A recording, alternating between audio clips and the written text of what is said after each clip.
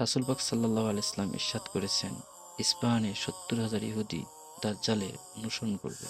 তাদের প্রত্যেকের পরনে থাকবে তৈলশান, যা এক প্রকার পারস্য চাদর।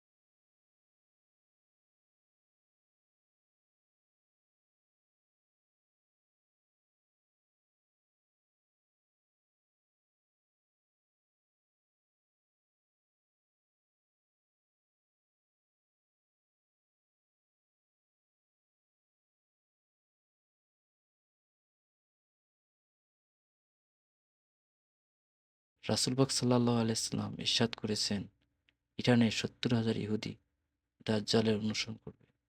তাদের প্রত্যেকের পরনে থাকবে তৈলশান, যা এক প্রকার পারস্য চাদর।